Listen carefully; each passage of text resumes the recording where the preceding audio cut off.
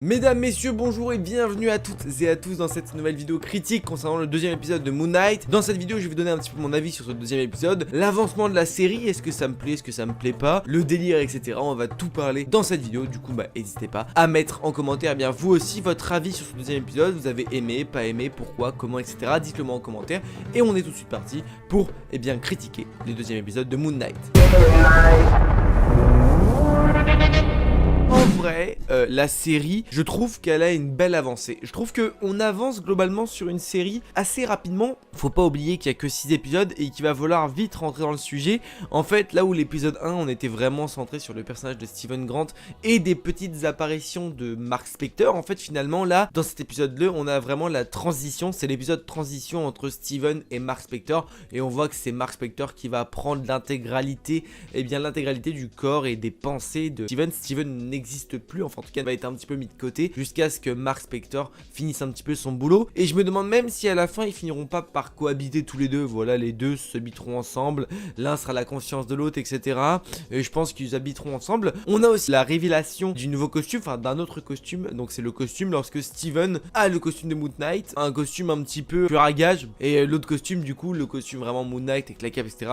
c'est vraiment le costume lorsque c'est Mark Spector qui a le contrôle. Et je trouve ça plutôt sympa, le fait de dissocier les deux n'ont pas le même costume. Et c'était aussi pour ça qu'ils n'ont pas retranscrit toutes les identités qu'avait Mark Spector dans les comics, parce que ça aurait fait peut-être beaucoup de costumes et pas forcément grand intérêt pour la série. Je trouve que c'est pas trop mal en vrai cette idée là. On a également, dans cet épisode là, la découverte de Layla un petit peu plus en profondeur. Qui est-elle?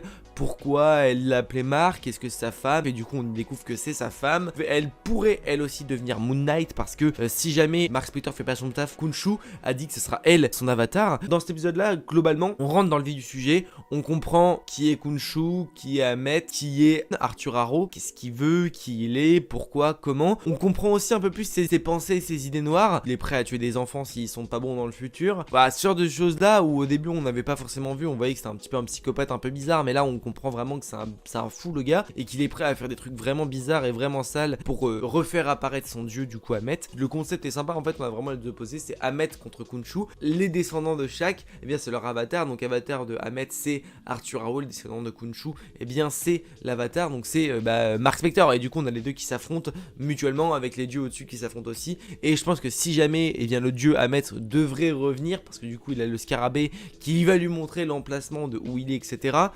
Du coup si le dieu revient, peut-être que ça va être compliqué pour tout le monde. Au début on se faisait un peu des questions de est-ce que tout le monde voit, est-ce que c'est dans la tête de Mark Spector tout ce qu'on voit, etc. On a la révélation que non, c'est pas vraiment dans sa tête. Les loups d'Égypte, justement, on comprend que tout le monde ne les voit pas parce que c'est invoqué par Ammit. Lui les voit, mais il existe quand même en réalité. En fait ils sont invisibles aux yeux des autres personnes qui n'ont pas cette culture de l'Égypte et qui ne sont pas les avatars de certains dieux. En tout cas sur l'avancée de la série, je trouve que c'est plutôt pas mal. Vraiment on a le premier épisode où on découvre globalement un petit peu tout. On a un petit aperçu du costume, un cliffhanger à la fin de l'épisode.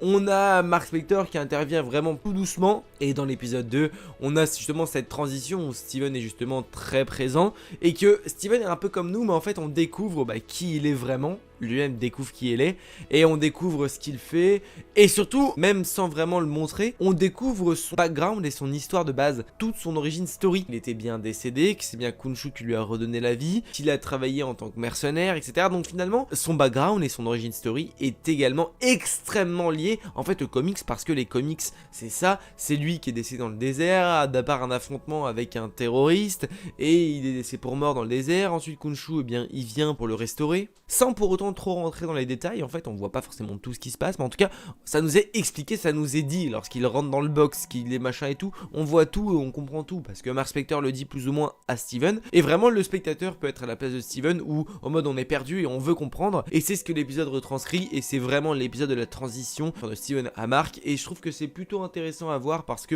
justement ça permet de comprendre toute la série, toutes les bases. En tout cas on a toutes les bases, maintenant ça va être l'ouverture et la découverte de tout ça. En termes d'effets spéciaux, j'aime beaucoup, je trouve que c'est vraiment sympa, et même dans tout ce qui est plan, etc. Je joue beaucoup avec le fait de la lune, les reflets de la lune dans l'eau, les reflets de la lune dans les bâtiments, tout ça, les plans je trouve qu'ils sont plutôt pas mal. Globalement dans le MCU, les combats sont rarement bien filmés, je trouve qu'à chaque fois il y a des petits problèmes, on voit pas forcément, ça tremble beaucoup. Et là dans Moon Knight, je trouve que les combats sont plutôt bien retranscrits, on les voit plutôt bien, et également je trouve que la série tient ses promesses sur le terme de on ose mettre du sang, on ose mettre de la violence. C'est un peu psychologique certaines choses, comme le fait de pouvoir tuer des les enfants, des choses comme ça. C'est pas forcément des sujets qui sont très abordés, surtout quand on touche au sujet de l'enfant. Et là, ils ont osé le toucher, etc. Et je trouve que c'est pas plus mal qu'on entre dans une nouvelle série, dans une série plus sombre du MCU, la première série un petit peu sombre du MCU. Pour le moment, on n'a pas encore exploré grand chose, on peut pas dire waouh, ça fait trop peur. En tout cas, on a des choses et ça, c'est intéressant à voir et j'aime beaucoup. Bien évidemment, la série, on en est qu'à l'épisode 2, donc pour le moment, on peut pas dire que la série c'est une grande réussite. Pour le moment, c'est réussi. Ce qu'on voulait être retranscrit, c'est retranscrit.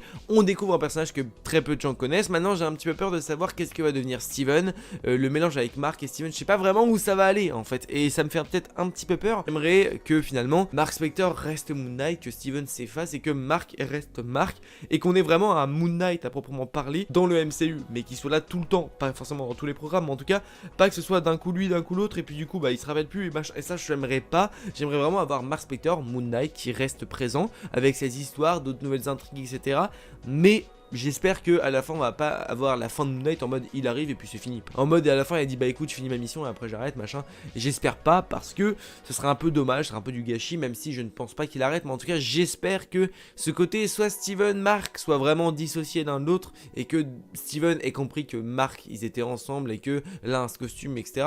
Mais j'espère quand même avoir juste Mark Spector avec son costume et que Steven disparaîtra parce que le vrai corps et la vraie personne à la base de ce corps là c'est Mark Spector. Là on rentre dans la phase égyptienne et ça c'est ce qui va me plaire parce que j'aime beaucoup déjà le ton, les musiques etc. Alors j'en ai pas parlé dans l'épisode 1 mais je trouve que les musiques de la série sont vraiment bonnes, j'aime beaucoup. On entre dans le côté Égypte antique, on va rentrer dans le vif du sujet avec vraiment ça va être des décors de fou, des effets plutôt beaux et plutôt badass. On rentre dans le côté historique de Moon Knight et vraiment dans le côté vraiment Moon Knight avec ce côté Égypte. On va certainement voir d'autres dieux pourquoi pas. On a vu aussi de plus en plus Khonshu du coup dans cet épisode, surtout à la fin on le voit quand même relativement souvent.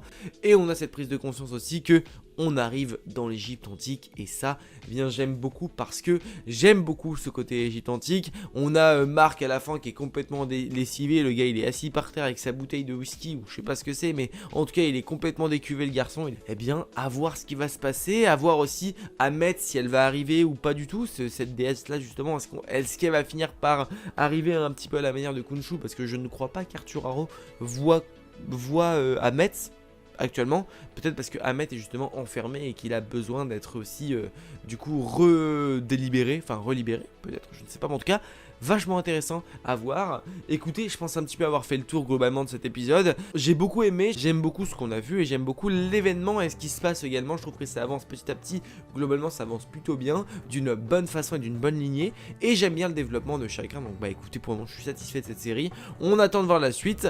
Et bah écoutez les amis, n'oubliez pas, mais on peut mettre un petit pouce bleu à cette vidéo. On peut également s'abonner à la chaîne YouTube parce que ça fait extrêmement plaisir. On peut également partager cette vidéo aux personnes qui souhaiteraient un petit peu avoir un avis sur Moon Knight, etc.